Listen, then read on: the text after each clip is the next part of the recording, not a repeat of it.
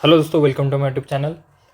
तर हा video special Marathi ऑडियन्ससाठी असणार आहे, कारण या व्हिडिओचा जो मेन कंटेंट आहे तो असणार आहे महाराष्ट्र नर्सिंग काउन्सिलद्वारे जो नवीन अपडेट दिलेला आहे त्याच्यावरती हा व्हिडिओ बेस असणार आहे.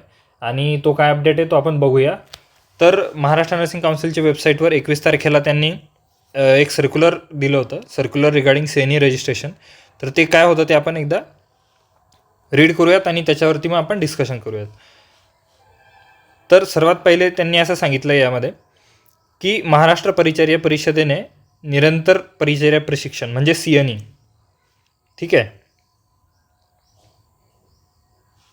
एक मिनिट, महाराष्ट्र परिचर्या परिषदेने जे CNE आहे 2016 सुरू केली होती.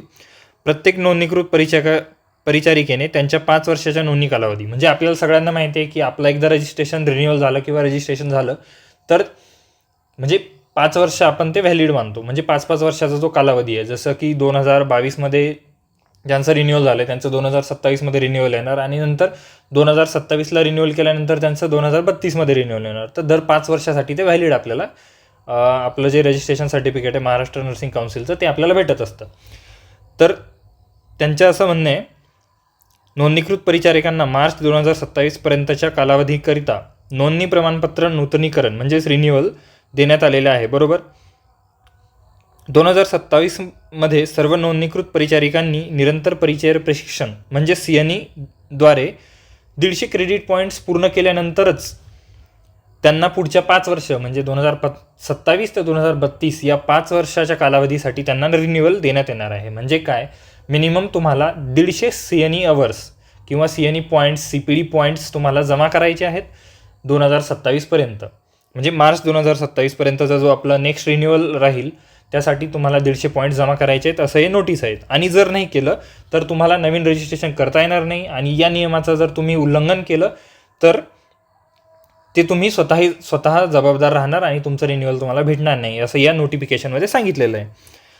तर आपल्याला कसं हे करायचं आहे, त्यांनी परत तेच सांगितलं की मार्च 2027पर्यंत 150 क्रेडिट पॉईंट्स नूतनीकरणासाठी पात्र व्हावे, ते जमा करावे आणि ते करायचे. तर CNE आपल्याला कुठून मिळतील, कोणत्या CNE आपण ऑनलाईन मोडमध्ये करू शकतो, ऑफलाईन मोडमध्ये करू शकतो किंवा काही पेड आहेत, काही म्हणजे 0 फीजवरतीही काही CNE येत आहेत MNC CNE लॉग इनवर.